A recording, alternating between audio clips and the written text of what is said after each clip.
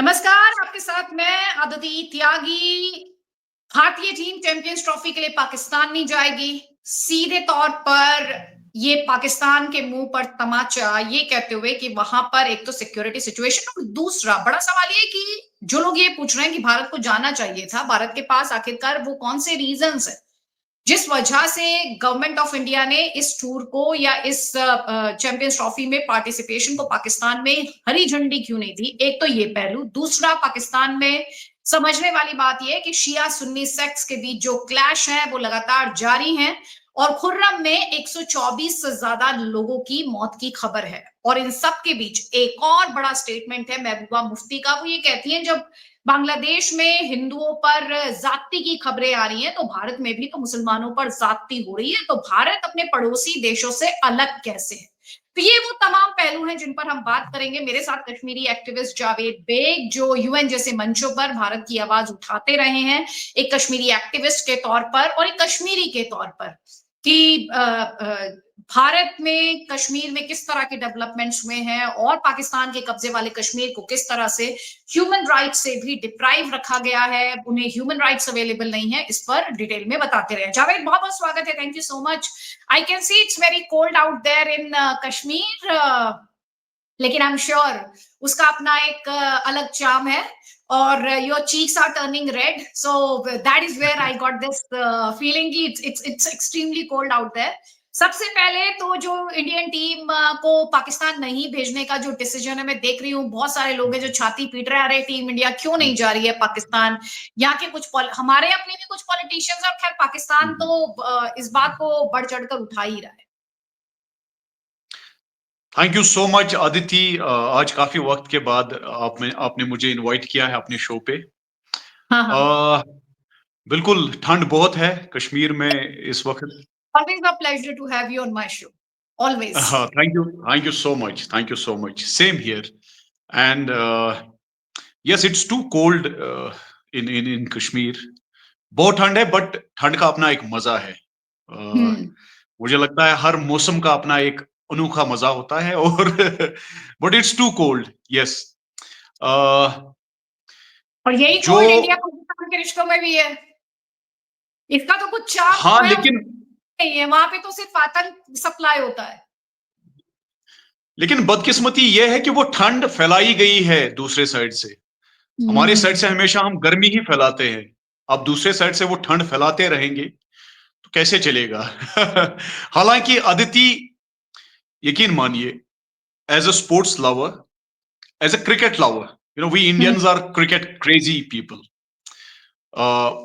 मैं तो हमेशा चाहूंगा कि चाहे वो पाकिस्तान हो, हमारा देश हो, या कोई भी कंट्री हो, जो हमारी क्रिकेट टीम है वो वहां पे जाए, धुआंधार खेले और जीत कर आए। एट द सेम टाइम यकीन मानिए, ये एक कॉमन फीलिंग है हम हिंदुस्तानियों की। पाकिस्तान की टीम हो या किसी और मुल्क की टीम हो, हमने हमेशा चाहा है कि वो हमारे मुल्क आए और क्रिकेट खेले। ये एक दिल की फीलिंग है। लेकिन लेकिन आज जो डिसीजन लिया गया, जो आईसीसी चैंपियंस ट्रॉफी जिसको पाकिस्तान होस्ट कर रहा है, बिल्कुल हमारी हमारी टीम को बिल्कुल जाना चाहिए, वहां खेलना चाहिए। लेकिन जो सिचुएशन वहां बनी हुई है, वहां आप देखिए, परसों ही वहां दर्जनों लोग मारे गए जब पीटीआई ने वहां पे एक धरना दिया, जब प्रोटेस्ट हुआ, पूरे कंट्री में प्रोटेस्ट हुए। जब हमारे हिस्से में, जो हमारा पीओजेके, जो हमारा हिस्सा है कागजी तौर पे, जो हमारी मिल्कियत है कागजी तौर पे, वहां हमारे लोगों के साथ जो अन्याय हो रहे हैं, जो जुल्म सितम हो रहा है, जो प्रेसिडेंट का वो ऑर्डिनेंस बिल वहां पे लाया गया, जो एक दकियानूशी कानून है, और वो हमारे हिस्से के जो जेर कब्जा पाकिस्तान है उन पे थोपने की कोशिश की गई। और वहां जो लोग सरापा एहतजाज है, पिछले कई दिनों से पूरे पीओजेके में हमारे लोग, हमारे देश के लोग, वो हिंदुस्तान के लोग हैं, वो जम्मू कश्मीर के लोग हैं, उन पे जो गैर कानूनी तौर कब्जा किया है पाकिस्तान की रिजीम ने, वहां के एस्टेब्लिशमेंट ने, वो सरापा एहतिजाज है और उनको किस तरीके से डील किया जाता है, ये सारी चीजें देखकर खैबर पख्तूनख्वा जो सूबे सरहद में आता है, वहां जो माइनॉरिटी सेक्ट के जो मुसलमान हैं, शिया बिरादरी के जो मुसलमान हैं, करीब करीब 130 लोगों को मारा गया। उनका उनका उनका जुर्म सिर्फ इतना था, उनकी खता सिर्फ इतनी थी कि वो शिया माइनॉरिटी सेक्ट से ताल्लुक रखते हैं। कबायली इलाका है वहां, लोअर कुरम का जो एरिया है, वहां एक जगह है उच्चत। उच्चत के मुकाम पे वो लोग पाराचिनार से पिशावर जा रहे थे और उन्होंने पाकिस्तान की गवर्नमेंट से बार बार गुजारिश की थी कि हमें प्रोटेक्शन दी जाए। उन्हें वहां पे गात लगाकर मारा गया और दुख की खबर यह है कि उसमें करीब करीब 20 से 25 औरतें थी, करीब करीब 30 बच्चे थे, शीरख्वार बच्चे जो टॉडलर होते हैं, दूध पीते बच्चे, और बुजुर्ग लोग थे जिन्हें हैवानों की तरह काटा गया, उनके सिर काटे गए। और जो जख्मी वहां हुए जब दहशतगर्दों ने, उन दरिंदों ने हमला किया, उन जख्मियों को जो एम्बुलेंस सर्विसेज वहां लोकल हॉस्पिटल्स में इलाज के लिए लेके जा रहे थे, उन पे पथराव हुआ। आप अंदाजा लगा सकते हो कि उस मुल्क की क्या हालत हो सकती है। वहां पूरा इलाका बंद है, ना कोई गाड़ियों की सर्विस है वहां पे, ना इंटरनेट की सर्विस है, कोई भी नहीं, ना अंदर की खबर बाहर आती है और ना बाहर की खबर अंदर जाती है। चंद एक जो इंटरनेशनल लेवल के मीडिया है, उन्होंने अभी कुछ देर पहले मैं खबर पढ़ रहा था, 130 लोग मारे गए और अभी भी वहां पे क्लैशेस चल रहे हैं। गलती उन कबायलियों की नहीं है, बल्कि उनको लड़वाया जा रहा है। और लड़वाता कौन है? एस्टैब्लिशमेंट, जिन्होंने उन्हें प्रोटेक्शन नहीं दी, जो वहां शिया फिरके से ताल्लुक रखने वाले लोग थे जो सफर पे जा रहे थे। हालांकि इसी साल मुहर्रम में एक मैसेकर हुआ था शियों का वहां पे, और उस वक्त भी पाकिस्तान की एस्टैब्लिशमेंट ने कुछ नहीं किया उनको बचाने के लिए। आज फिर एक बार एक बहुत बड़ा मैसेकर हुआ। ये मानिए एक जेनोसाइड चल रहा है उनका, जिसपे दुनिया की नजरें नहीं है। तो मेरा मानना है कि हमारी गवर्नमेंट ने एक सही फैसला लिया इन सारी हालतों को देखकर। क्या हमारे नेशनल हीरोज को वहां जाना चाहिए? हमारे लिए वो सिर्फ एक क्रिकेट टीम नहीं है। इंडियन क्रिकेट टीम हमारे लिए एक फीलिंग है, हर हिंदुस्तानी के लिए वो एक फख्र का मुकाम है। और चूंकि हिंदुस्तान को पूरी दुनिया आज के डेट में बड़ा भाई मान रही है, विश्व गुरु की नजर से देख रही है, और हमारी एक संस्कृति है, परंपरा है, हमने हमेशा इंसानी हुकूकों की कदर की है।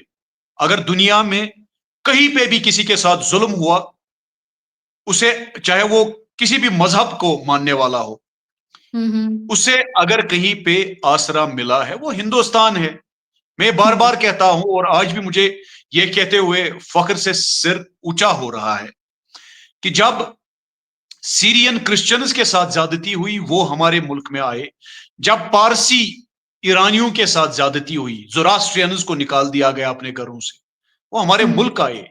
जब वेस्ट पाकिस्तान में लोगों को मारा गया, वो हमारे हिंदुस्तान में आए। जब रोहिंग्या मुसलमानों पे ज्यादती हुई, वो हमारे मुल्क आए। जब बांग्लादेश में पाकिस्तान ने 71 में मुसलमानों को मारा, हिंदुओं को मारा, उनमें कई लोग हमारे मुल्क में आए। आज हमारी नेशनल क्रिकेट टीम कैसे उस मुल्क में खेलने जा सकती है जहां दिन दहाड़े इंसानी हुकूकों की पामाली हो रही है? आज के डेट में अगर दुनिया में सबसे ज्यादा ग्रेव ह्यूमन राइट्स अब्यूजेस हो रहे हैं या वायलेशंस हो रही है, वो पाकिस्तान में हो रहे हैं। ये मैं नहीं कह रहा हूं, आप आज देखिए जो पाकिस्तानी डायस्पोरा यूएस में है, यूके में है या बाकी मुल्कों में है, उन्होंने आज एक स्ट्रांग स्टेटमेंट दी है कि पाकिस्तान में कोई भी सेफ नहीं है। ये एक बहुत बड़ा स्टेटमेंट। हमारे हमारे लोग जो पीओजेके में या पीओजीबी में पिछले 1-1.5 साल से वो सरापा एहतिजाज है, उनके हुकूक मारे जा रहे हैं, उनकी जमीनें हड़पी जाती है, उन्हें सब्सिडी नहीं मिल रही है, उन्हें जो उनका स्टेपल डाइट है उस पर सब्सिडी नहीं मिल रही है। अभी अभी पीओजेके में उन्होंने एक काला कानून नाफिज किया है, प्रेसिडेंट्स ऑर्डिनेंस बिल। उसके चलते वहां पे जो जेन्युइन प्रोटेस्ट हुए, बहुत ही पीसफुल प्रोटेस्ट थे, वहां इतने लोगों को मारा गया, जख्मी इतने लोग हैं, जेलों में लोग हैं, सैकड़ों की तादाद। वहां हमारी कश्मीर की जो बेटियां हैं, बहनें हैं, उनके साथ भी ज्यादती हुई। आप देखिए हमारे हिंदू जो बहनें हैं, कमसिन हमारी बेटियां जो है हिंदू बिरादरी की, सिख बिरादरी की, उन्हें फोर्सिबली कन्वर्ट किया जाता है और उनकी शादियां उनकी मर्जी के खिलाफ, उनके घर वालों की मर्जी के खिलाफ बड़े बुजुर्ग और ज्यादा उम्र के लोगों के साथ की जाती है। ये सारी चीजें देखकर क्या हमारे नेशनल टीम को वहां जाना चाहिए या नहीं? मैं कह रहा हूं नहीं जाना चाहिए, बिल्कुल नहीं जाना चाहिए। हालांकि मैं खुद क्रिकेट का बहुत बड़ा शायकीन हूं, यकीन मानिए। मैं खुद अपने इस इलाके में जहां पे मैं रहता हूं, कश्मीर में, बड़े पैमाने पे क्रिकेट के टूर्नामेंट करता हूं या बाकी जो स्पोर्ट्स की एक्टिविटीज है, काफी एनकरेज करता हूं, सपोर्ट करता हूं। अभी एक हफ्ता पहले मैंने एक टूर्नामेंट में अपने तरफ से 6 क्रिकेट टीमों को क्रिकेट किट्स दिए as a token of appreciation, token of love. लेकिन जो हालात पाकिस्तान में बने बैठे हैं, जो वहां पे ह्यूमन राइट्स की वायलेशंस हो रही है बड़े पैमाने पे, उन सारी चीजों को मद्देनजर रखते हुए नहीं जाना चाहिए हमारी टीम को। और सिक्योरिटी का कंसर्न बहुत बड़ा है। जिस देश में एक प्राइम मिनिस्टर सेफ ना हो, एक भी ऐसा प्राइम मिनिस्टर पाकिस्तान का, एक भी ऐसा प्रेसिडेंट जो दहशतगर्दों के हाथों मारा ना गया, बताइए। गवर्नर या बड़े बड़े जो वहां के पब्लिक फिगर्स हैं, उनमें से कोई सेफ नहीं है वहां पे। हालांकि आदिति, यकीन मानिए, हिंदुस्तान का एक आम नागरिक होने के नाते हमें दर्दी है वहां की पब्लिक के साथ। हम कभी भी नहीं चाहेंगे कि वहां दहशतगर्दी बढ़े, हम कभी भी नहीं चाहेंगे कि वहां के लोगों के साथ ज्यादती हो, बल्कि हम कोशिश करते हैं कि हमारे पड़ोसी जो मुल्क है वो हमेशा स्टेबल रहे। लेकिन बड़ा सवाल यह है कि क्या वो चाहते हैं? हम हमेशा दुआ करते हैं कि वहां अमन आए, लेकिन बड़ा सवाल यह है क्या वो लोग चाहते हैं, क्या वहां की पब्लिक चाहती है वहां पे अमन आए? अभी आपने, मुझे तो नहीं लगता है ना, जो अभी आपने पॉइंट्स टच किए, एक्चुअली अभी आपने कहा ना, ये एक्चुअली सोशल मीडिया पर ट्रेंड कर रहा है। Imran Khan life at high risk, जो भी आपने कहा ना प्राइम मिनिस्टर की लाइफ को लेके, तो Imran Khan life at high risk trend कर रहा है। दूसरा, मैं ये मानती नहीं और ना मैं इसमें यकीन रखती हूँ कि स्पोर्ट्स और राजनीति को अलग रखा जा सकता है। ऐसा मुमकिन ही नहीं है। और खासतौर पर जब आप क्रिकेट की बात करते हैं, तो आज जब मैं और आप संवाद कर रहे हैं, क्योंकि आपने कहा कि आप क्रिकेट लवर हैं, तो मैंने एक लंबा अरसा, करीब डेकेड था मेरा, फर्स्ट स्पेशलाइजेशन जो था वो क्रिकेट था। और क्रिकेट में मैंने उसके सोशियो इकोनॉमिक इम्पैक्ट के बारे में, स्पोर्ट्स फॉर डेवलपमेंट, ये सारे वो आइडियाज हैं जिन पे मैंने काम किया हुआ है। आई स्पेशलाइज इन दैट। तो अगर आप देखेंगे क्रिकेट को, तो जियाउल हक के टाइम से लेकर जब दोनों देशों के बीच में टेंशन्स थी, क्रिकेट मैच चल रहा था, तो जियाउल हक इंडिया आ गए थे उन टेंशन्स को खत्म करने, कम करने के लिए, कम करने के।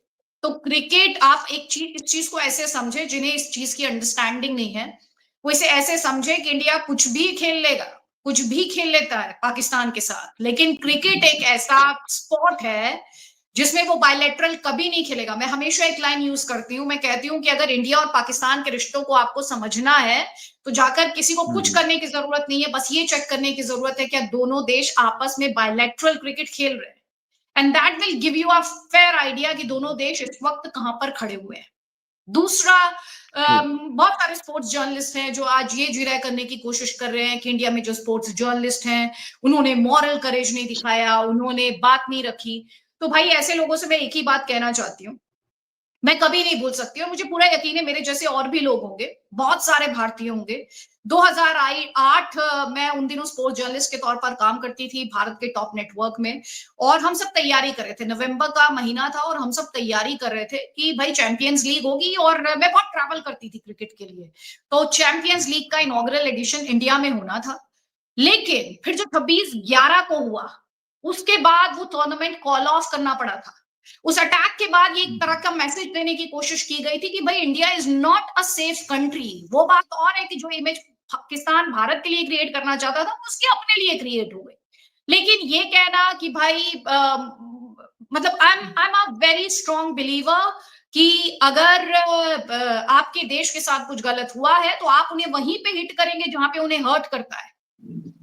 बिल्कुल। स्पोर्ट्समैन स्पिरिट तब आती है जब आपके देश के लोग सुरक्षित हो। वो लाशों के ढेर पे स्पोर्ट नहीं खेला जाता, लाशों के ढेर पे क्रिकेट नहीं खेला जाता। और इसके अलावा 90s में भी मुझे याद है, I can't recall the year, probably Javed you will know, कि एक मुकाबला खेला जा रहा था और उस दौरान टेररिस्ट ने कैसे मैसेकर किया था कश्मीर में। वो मुझे अभी तक याद है, फ्रंट पेज की स्टोरी बनी थी, मैं बहुत छोटी थी तो मुझे याद है वो न्यूज़पेपर में मैंने पढ़ा था फ्रंट पेज पर। That is another incident which I can never get out of my mind. So ये मैं बिल्कुल नहीं मानती कि भैया इंडिया एंड पाकिस्तान, भाई स्पोर्ट्समैन स्पिरिट, स्पोर्ट्स को अलग रखो और इसको अलग रखो। भाई जब सिक्योरिटी कंसर्न होगा तो स्पोर्ट्स तो राजनीति का हिस्सा होगा ना। अगर सिक्योरिटी कंसर्न होगा तो गवर्नमेंट ऑफ इंडिया को स्टैंड लेना है, तब बीसीसीआई इंडिपेंडेंटली उस पर अपना स्टैंड नहीं ले सकती है। और इसीलिए लोगों को बुरा नहीं लगना चाहिए। ये मैंने आज इसलिए बोला क्योंकि बहुत सारे लोगों को इस बात की समझ नहीं है, लोग समझते नहीं है। अब आइए जरा सा इस बात पर आते हैं, बांग्लादेश में जो हिंदूज के साथ हो रहा है जावेद, उसमें एक पैरेलल ड्रॉ किया जा रहा है। उसमें पैरेलल ड्रॉ किया जा रहा है जो कश्मीरी पंडितों के साथ हुआ था लेट 80s में और 90s में। और आपके यहाँ कुछ ऐसे नेता भी हैं जो ये कहते हैं कि बांग्लादेश में कहा जा रहा है हिंदूज अंडर अटैक है, देखिए हमारे देश में तो मुसलमान सेफ नहीं है। ये भाई कश्मीरी नेता और किसने कहा, मैं ये भी बता देती हूँ, मैं महबूबा मुफ्ती की बात कर रही हूँ। ये समझ नहीं है इन्हें, या इन्हें समझ तो पूरी है पर ये जानकर अनजान बनते हैं। ऐसे क्या कश्मीरी खुश होता है ये बोलने से कि भाई बांग्लादेश में हिंदूज अंडर अटैक है लेकिन हिंदुस्तान में भी तो जो मुस्लिम है वो सेफ नहीं, खुश होता है कैसे कश्मीरी? आदिति, बहुत बदकिस्मती है जो सिचुएशन बांग्लादेश में उभर कर आई। हालांकि उसका सबसे बड़ा नुकसान जो है वो बांग्लादेश की आम जनता को उठाना पड़ेगा। बदकिस्मती है ये। एक एक रेडिकल फ्रिंज एलिमेंट्स ने वहां पे जो सिचुएशन क्रिएट की, उसके नताइज सामने आ रहे हैं। जैसे हमारे एक भाई जो इस्कॉन के एक बहुत बड़े प्रीचर है, एक रिलीजियस स्कॉलर है, उनको गिरफ्तार किया गया विदाउट एनी रीजन। और भी बहुत सारे जो है हमारे हिंदू बिरादरी से ताल्लुक रखने वाले लोग, उनके साथ जो ज्यादतियां हो रही है, बाकी जो वहां पे दूसरे मजहबों के साथ ताल्लुक रखने वाले लोग या जो मॉडर्न ख्यालात रखने वाले मुसलमान बिरादरी के हमारे साथी है, वहां पे दोस्त है, उससे वो पूरा मुल्क टूट जाएगा, आप यकीन मानिए। हालांकि आदिति, मैं बड़ा खुश हो जाता हूं, मैं यूरोप के बहुत सारे मुल्कों में जाता हूं, वहां पे टेक्सटाइल इंडस्ट्री में बांग्लादेश काफी कंट्रीब्यूट कर रहा था, बहुत कंट्रीब्यूट कर रहा था। बिल्कुल, मैं बहुत सारे जो वेयर हाउसेज है वहां पे गया, वहां पे मैं बड़ा खुश हुआ कि हमारा पड़ोसी मुल्क है, प्रोग्रेस कर रहा है। लेकिन पिछले 1-2 महीने से जो सिचुएशन सामने उभर कर आई, ऐसा लग रहा है कि अफगानिस्तान तर्ज पे वहां पे हालात जो है बनने जा रहे हैं। हालांकि बहुत बुरा लग रहा है वहां की सिचुएशन देखकर, क्योंकि आम पब्लिक बहुत तंग हो जाती है, बहुत सफर करती है। हमने कश्मीर में जो टेररिज्म पिछले 30-35 साल देखा है, हम आम कश्मीरी उससे बहुत सफर हुए, यकीन मानिए। बल्कि एक हमारे कश्मीर का एक हिस्सा तो बेघर हो गया, कश्मीरी पंडित। दहशतगर्दों ने, उस दहशतगर्दाना सोच ने कश्मीरी पंडितों को, उन मासूम लोगों को टारगेट करके उन्हें मार के उनके घरों से निकाल दिया, उसी दहशतगर्द वाली सोच ने। वो एक सोच है, वैसी ही एक सोच इस वक्त बांग्लादेश में उभर कर आई। मैं बिल्कुल दो टोक अल्फाज में कहना चाहूंगा और उन सियासी लीडरों से सवाल करना चाहूंगा जो आज के डेट में बांग्लादेश और हमारे कंट्री को कंपैरिजन कर रहे हैं। 90s पे वो थोड़ा सा कुछ बताएं, देखते हैं उनमें अगर हिम्मत है वो एक बार एक्सेप्ट करें जो 1990s में हमारे कश्मीर में हुआ था। 1990 में मुझे नहीं पता है क्या हुआ था, लेकिन 97 से लेकर जो कुछ हुआ है उसका मैं चश्मदीद गवाह। और अगर वो जो लीडर साहिबान है हमारे, अगर उनमें हिम्मत है तो एक बार हम्म। अपना मुंह खोले 1990s पे। यकीन मानिए वो मुंह नहीं खोल पाएंगे, जुबान होकर भी वो गूंगे हैं, क्योंकि उस वक्त सरकार चलाने में उनका भी बड़ा हाथ था। वो उस पर एक भी बात नहीं कर पाएंगे। कभी मौका मिला अदिति तो आप उनसे ये सवाल करिएगा कि 90s में कश्मीर के पंडितों के साथ, कश्मीर के हिंदुओं के साथ क्या हुआ था। मैं ये बार बार कहता हूं कि कश्मीर की जो मुसलमान बिरादरी है वो बहुत ज्यादा सफर हुई, बहुत ज्यादा। लेकिन किन के हाथ, किन्होंने सफर कराया कश्मीर के मुसलमान बिरादरी को? उस सोच ने, और उस सोच को लेकर 90s में यहां मेजॉरिटी साइलेंट थी। आज जो बांग्लादेश में हो रहा है वहां मेजॉरिटी इस वक्त खामोश है। यकीन मानिए 30 साल के बाद उन्हें जवाब देना पड़ेगा। वक्त उनके उनसे यह सवाल करेगा and they will be on the wrong side of the history. जैसे आज के डेट में हमें सवाल किया जाता है, 90s में जो हुआ आज तक कोई कश्मीर में जवाब नहीं दे पाया, नहीं दे पा रहा है कोई जवाब। जो हमारी जो ऑनरेबल एक्स सीएम है उनसे आप ये सवाल करिए, जो इस वक्त हमारे कंट्री पे सवाल उठा रही है, बांग्लादेश के साथ कंपेयर कर रही है। उनको सवाल करें कि उनके घर में, अनंतनाग में जहां पे वो रहती है, वहां पे क्या हुआ था। किसी कश्मीरी हिंदू से आप पूछिए जो 90s में बिना जूते के नंगे पांव यहां से भाग गया था। और यही ठंड का मौसम था। आपने अभी मुझसे पूछा कि ये ठंड कड़ाके की ठंड है, बहुत सख्त होती है जिंदगी इस ठंड में। और इसी ठंड में हमारे कश्मीरी हिंदुओं को उस दहशतगर्दाना सोच ने अपने घरों से बेघर किया था। हमारी वो बहनें, हमारी वो बेटियां बिल्कुल नंगे पैर लेकर जम्मू के उन उन मैदानों में खुले आसमां के नीचे रह रहे थे। जमाना कभी माफ नहीं करेगा उन्हें, यकीन मानिए। और आज के डेट में जो बांग्लादेश में हो रहा है, पारा चिनार, खैबर पख्तूनख्वा पाकिस्तान में जो हो रहा है, पीओजेके में जो हो रहा है, पीओजीबी में जो हो रहा है, ये हिस्ट्री में लिखा जाएगा और बड़ी शर्मिंदगी उठानी पड़ती है। आज जब मुझसे कोई सवाल करता है, मेरे सामने अल्फाज नहीं होते, हालांकि मैं जवाब हमेशा देता हूं। But we as India, we have to play a bigger role, we have to play a bigger role. POJK में जो ज्यादतियां हमारे कश्मीरी अवाम के साथ हो रही है, वो पिछले 7-8 दहाइयों से वो ज्यादतियां झेल रहे हैं। उनके हुकूक मारे जा रहे हैं, उन्हें वहां जीने का हक नहीं है पूरा। उनके रिसोर्सेज लूट रहे हैं पाकिस्तान की एस्टैब्लिशमेंट। आज आज इंडिया को बड़ा रोल प्ले करना है, ये सही वक्त है। This is high time. हमें सीरियसली कुछ सोचना है उस बारे में। और मैं आपके इस लाइव शो के जरिए ओआईसी से कुछ सवाल करना चाहूंगा, ऑर्गेनाइजेशन ऑफ इस्लामिक कोऑपरेशन से। क्या वो बांग्लादेश में जो हो रहा है, क्या वो नहीं देख पाते हैं? क्या उनके जो उसूल है, ओआईसी के जो उसूल है, जो उनका चार्टर है, क्या उसमें सिर्फ एक मुसलमान की जिंदगी जिंदगी है, वो ह्यूमन राइट है? क्या एक जो हिंदू भाई के साथ बांग्लादेश में जुल्म हो रहा है, क्या उस पर वो कुछ नहीं कहेंगे? क्या पराचिनार के वो शिया बिरादरी से ताल्लुक रखने वाले लोग इंसान नहीं है? क्या वो 20-25 मासूम बच्चे, क्या उनके खून की कोई वैल्यू नहीं है? किस तरह उन दहशतगर्दों ने, उस दहशतगर्दी वाले सोच ने एक मैसेकर किया पिछले 2 हफ्ते से, और अभी भी नहीं थम रहा है वो। क्या ओआईसी को पीओजेके में जो जुल्म हो रहा है हमारे कश्मीरियों के साथ, क्या वो उन्हें दिख नहीं रहा है? ये बड़ा सवाल है।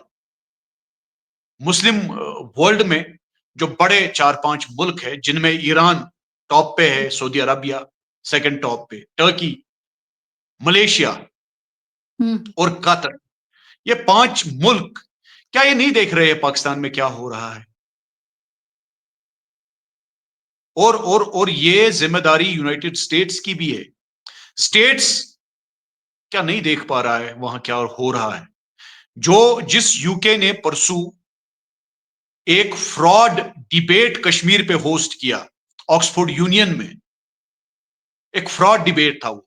बिल्कुल कंडेम कर रहा हूं मैं उस डिबेट को, उन सारी ऑर्गेनाइजेशंस को और उन सारे लोगों को जिन्होंने उस डिबेट में पार्टिसिपेट किया, और एक सो कॉल्ड रेजोल्यूशन जिसमें उन्होंने कहा कि कश्मीर एक इंडिपेंडेंट स्टेट होनी चाहिए। उनसे मैं सवाल करना चाहूंगा, जिस कश्मीर में जो कश्मीर के वारिस कश्मीरी हिंदू है, जितना कश्मीरी मुसलमान वारिस है कश्मीर का, उतना ही कश्मीरी हिंदू है, जब वो सेफ नहीं है, क्या कश्मीर में रह रहे बाकी तबकों से ताल्लुक रखने वाले लोग सेफ हो सकते हैं क्या? यह ऑक्सफोर्ड यूनियन के उन लोगों से मैं ये सवाल करना चाहूंगा, खास हाँ करके जो वहां के प्रेसिडेंट। हाँ हाँ, नहीं उनसे तो ये भी पूछा जाना चाहिए कि पहले वो बताएं कि जम्मू कश्मीर का राजा कौन थे, आखिरी महाराजा कौन थे, इंस्ट्रूमेंट ऑफ एक्सेशन किसे कहते हैं, जम्मू कश्मीर रियासत जब थी तो उसे किसे दिया गया। ये कुछ ऐसे सवाल हैं जो जिनके जवाब उनके इस पास कभी मिल नहीं सकते। हिस्टोरिकल फैक्ट्स पे उन्होंने कोई बात ही नहीं वहां पे की। एक मैनेज्ड शो था जिसमें एक सिलेक्टेड ऑडियंस को लाया गया, सिलेक्टेड लोगों को लाया गया और उनको एक स्क्रिप्ट दिया गया, उन्होंने वहां पे एक स्क्रिप्ट बोला। क्या कोई कश्मीरी वहां पे था? जिस कश्मीर का जिक्र हो रहा था, मतलब आदिति, आपके फैमिली का कहीं पे कोई डिसीजन लिया जा रहा है लेकिन आपकी फैमिली को पता तक नहीं। Aren't you feeling like laughing at them? I pity such people, you know, I pity या such people आप because देखो यार, कि आप आप देखो, जिसके पास, हमारे हमारे मुल्क में 25 करोड़ मुसलमान रहते हैं हमारे मुल्क में। लेकिन फिर भी 25 मुसलमान करोड़ मुसलमान, और कोई और किसी और देश का मुसलमान मुझे कह रहा है कि ये खतरे में है, जिसके देश में पिछले 20 साल में मैंने खुद देखा है करीब करीब 2 मिलियन मुसलमान मारे गए। आप देखिए अरब में कितने मुसलमान मारे जाते हैं, मारता कौन है? मुसलमान मारता है। ये बड़ा एक ट्रिकी, मुझे लगता है एक ट्रिकी सोच है। और सीरियसली जो मेरे जनरेशन के मेरे मुसलमान भाई बहन हैं, उन्हें इस चीज पे सीरियसली सोचना चाहिए। हमें इजिप्ट का एक हमारा भाई है, वो हमें उसके साथ कोई भेदभाव नहीं है, मुवाफी, जिसने ऑक्सफोर्ड यूनियन का वो डिबेट वहां पे होस्ट किया था। मिस्र में लाखों की तादाद में मुसलमानों ने मुसलमानों को मारा, and you and I we are the witness. अभी 10 12 15 साल पहले हुआ मेरे ये मुल्क में, मेरे मुल्क में, मेरे हिंदुस्तान में, मेरे कश्मीर का एक बहुत ही उम्दा शख्सियत होम मिनिस्टर बनता है, मरहूम मुफ्ती मोहम्मद सैयद साहब। 140 करोड़ वाले आबादी में इतना बड़ा मुल्क, इतनी बड़ी बड़ी अपॉर्चुनिटीज, और उनकी बेटी इसी मुल्क पे सवाल खड़ी करती है। ये जस्ट थिंक अबाउट इट, कि उन लोगों की सोच कहां हो सकती है।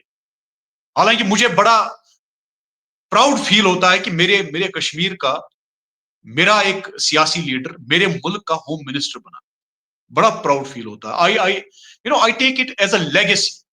लेकिन महबूबा जी पता नहीं वो किस सोच में है, शायद इलेक्शन बार बार हारने की वजह से, या उनकी पार्टी के यहाँ पे जड़ें खत्म हो गई, मे भी उस वजह से वो ऐसे खुराफात अपने बयानों में बयां करती है। लेकिन महबूबा जी से मैं बड़े अदब और एहतराम से ये सवाल करना चाहूंगा, क्या ये अपॉर्चुनिटीज आपको कहीं पे मिल सकती थी? Never, never. उन्हें उन्हें मुझे लगता है और स्टडी करना चाहिए। पाकिस्तान में जो इस वक्त हालात बने हैं उस पर उन्होंने एक भी बात नहीं की।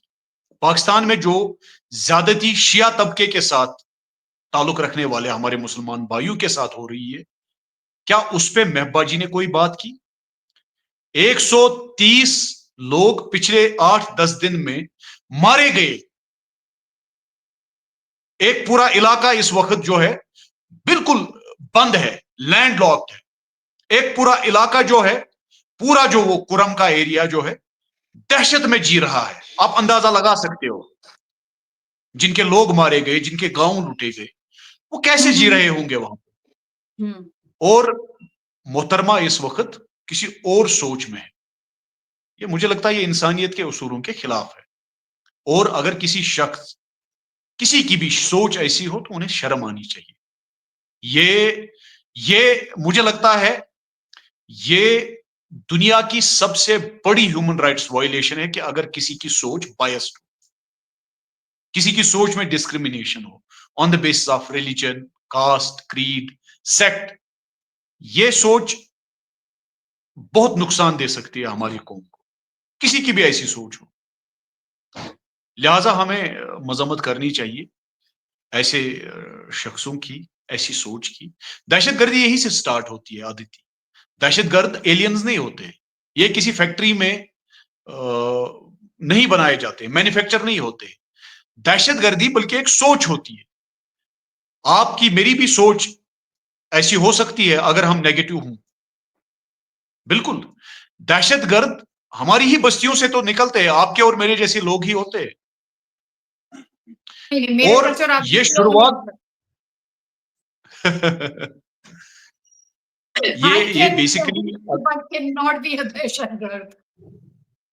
नहीं नहीं, मैं And I am actually giving an overview कि no, दहशतगर्दी no, वाली no, सोच से कैसे एक I दहशतगर्द understand. बनता है। I understand. I आप ना, understand. जब नफरतें फैलाने वाले लोग आपको रेडीमेड मिले, और वो भी कौन लोग जो स्टेट्स चलाते हो, जिन्होंने स्टेट रन किया हो, जो at the helm of affairs रहे हो, जो खुद को मसीहा के तौर पे प्रोजेक्ट करते हो, प्रेजेंट करते हो, अगर ऐसे ही लोग नफरतें फैलाने लगे और जो जो जो सच्चाई है, जो हकीकत है, उसको, उस पे तो वो कोई बात नहीं करते।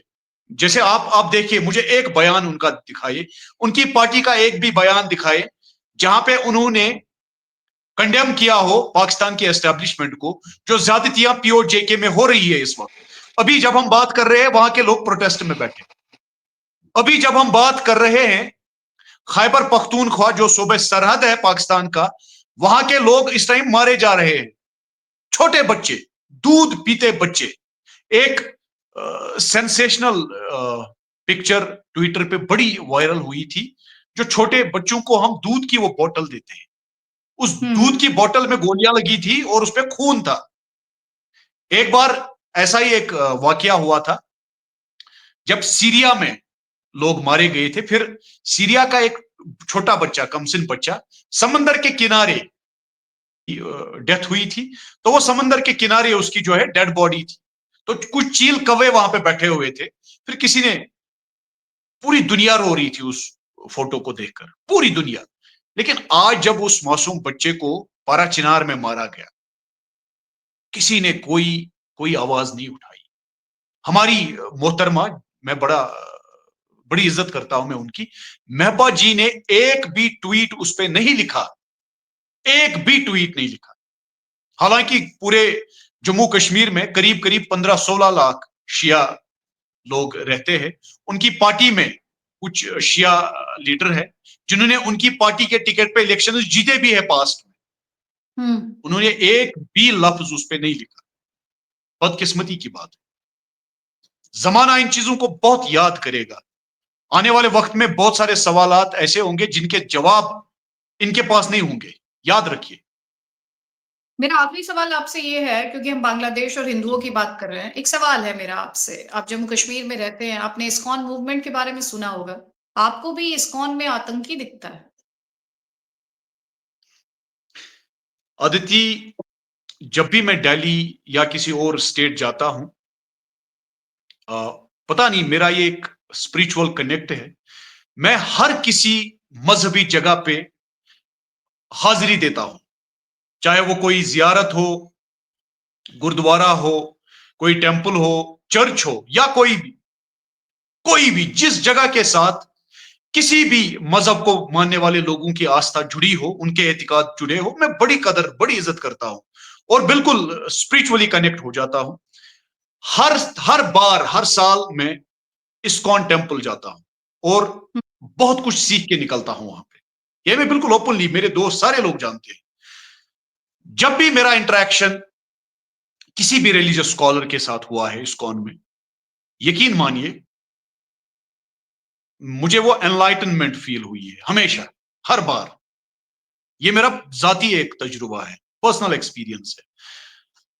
दुनिया जानती है, पूरी दुनिया जानती है कि किसी भी जो जो डेजिग्नेटेड टेरर ग्रुप्स है या टेररिस्ट ऑर्गेनाइजेशंस है, उनके साथ हिंदुस्तान के किसी हिंदू भाई का कोई कनेक्शन नहीं है।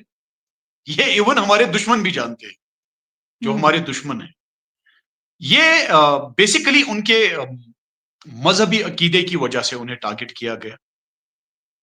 जो ये फिर एक बार कहूंगा, जो ये दहशतगर्दाना सोच पनप रही है, उसी दहशतगर्दाना सोच की वजह से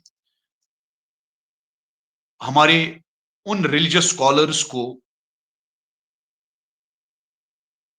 डजंट मैटर वो किस मजहब के साथ ताल्लुक रखते हैं, चाहे वो हिंदू हो, चाहे वो किसी और मजहब के साथ, वो बिल्कुल निर्दोष है, इनोसेंट है वो। उन्हें इसलिए टारगेट किया जा रहा है कि वहां पे दहशत फैलाई जाए और जो वहां हिंदू कम्युनिटी है उनका पलायन हो, उनका नरसिंगार करने के पादाश में है। वही दहशतगर्दाना सोच। अब देखना है कि हम उन्हें कैसे प्रोटेक्ट करें। हालांकि ये सीधा ये सवाल मेरे बांग्लादेश के भाइयों और बहनों से है। इस शो के जरिए मुझे लगता है ये बहुत अहम है, बहुत जरूरी है ये सवाल करना। उनकी आजादी में हमने उनकी मदद की है, हिंदुस्तान ने उन्हें मदद की है, बिल्कुल। और उनको उनकी आइडेंटिटी वापस दिलाई है हमने, जिस आइडेंटिटी को खत्म किया था पाकिस्तान के पंजाबियों ने। आज क्या वो उस मदद को ऐसे लौटाएंगे? ये बिल्कुल गलत है। और हमारे बांग्लादेश के जो हमारे भाई बहन हैं, उन्हें इस बात पे गौर करना है। हिंदुस्तान ने उनकी मदद की है। ऐसा नहीं है कि हिंदुस्तान सिर्फ हिंदुओं का देश है। हमने हमेशा मदद की है हर किसी की। हम हमेशा अच्छा चाहते हैं हमारे पड़ोसियों के लिए। लेकिन जो बांग्लादेश में हमारे हिंदू भाई है, उनके साथ ज्यादती करना वो हमारे मुल्क की शान के खिलाफ करना है। ये मुझे लगता है किसी भी हिंदुस्तानी को बर्दाश्त नहीं होगा। मुझे वो बर्दाश्त नहीं होगा। तो ये मुझे लगता है हर हिंदुस्तानी को इस पे आवाज उठानी चाहिए। जैसे हम पीओ जेके के लोगों के लिए आवाज उठाते हैं, हालांकि वो हमारा हिस्सा है, वो किसी और की टेरिटरी नहीं है, लेकिन वो हमारा हिस्सा है और हमारे लोग हैं। बांग्लादेश में रह रहे लोगों के साथ अगर ज्यादती होती, जुल्म हो रहा है, हमें आवाज उठानी है और हमें कोशिश करनी है कि हम उनकी कहीं से किसी भी तरह मदद करें। Thank you so much Javed. आपने ये कहा ना हिंदुस्तानी को आवाज उठानी चाहिए, लेकिन इसी हिंदुस्तान में बहुत सारे लोग ऐसे हैं। अभी तो एक तो लीडर का मैंने आपको एग्जांपल देके बताई, बहुत सारे लोग हैं ऐसे ऐसे जर्नलिस्ट हैं जो कहते हैं तो बेवकूफी है, ऐसा तो कुछ हो ही नहीं रहा, जो डिनाइल मोड में है। तो हिंदुस्तान में भी बहुत सारे ऐसे लोग हैं जिन्हें जो अभी आप एक सोच का जिक्र कर रहे थे ना थोड़ी देर पहले में अब्बा मुफ्ती के संदर्भ में, वैसी सोच वाले लोगों की संख्या अच्छी खासी है। और अगर उन्हें सिलसिलेवार तरीके से देखना हो, ग्रुप में देखना हो, तो सोशल मीडिया काफी अच्छा प्लेटफॉर्म है। वहां पर जाकर आप उनसे बहुतायत में मिल सकते हैं। उनसे उनकी संख्या इतनी बड़ी है कि आपको एकदम साक्षात्कार आपका उस सोच वाले लोगों के साथ हो जाएगा। लेकिन thank you so much, I really enjoyed this conversation. And आप ध्यान रखें अपना, बिल्कुल ध्यान रखें। और सर्दी काफी है, आपने जो कश्मीरी पंडितों का दर्द और उसकी याद जो दिलाई है, वो बातें जो है मेरे जहन में लगातार घूम रही हैं, गूंज रही हैं कि किस तरह से, किस दर्द से, तकलीफ से होकर वो गुजरे होंगे। और आपने एक बहुत अच्छी बात कही जिस पर मैं उस समय बिंदु को उठाना चाहती थी, लेकिन कॉन्वर्सेशन जो था वो आगे बढ़ गया, कि मेजॉरिटी जब साइलेंट रहती है तो वो अपनी जिम्मेदारी से पल्ला नहीं झाड़ सकती, क्योंकि आने वाली जनरेशन उससे सवाल पूछेंगी और वो भी उतना ही गुनहगार होगी, वो मेजॉरिटी, जितने गुनहगार उस क्राइम के या वायलेंस के परपेट्रेटर्स हैं। तो अपनी जिम्मेदारी से पल्ला तो मेजॉरिटी नहीं झाड़ सकती, चाहे वो कश्मीर हो या फिर वो बांग्लादेश हो। Thank you so much Javed, thank you so much. नमस्ते। नमस्कार, जय हिंद, जय भारत। जी जी Thank you बोलिए। so much, Aditi. Thank you so much. Thank you so much. We Indians will always stand by anybody who is oppressed in our neighborhood. We will always raise, for their rights. We will always advocate for their rights. Absolutely, and we should. And once again, thanks Javed. फिर मिलेंगे, फिर बात होगी एक और मुद्दे पर। अभी के लिए नमस्कार, जय हिंद, जय Bharat. Thank you, Jai Hind. Thank you.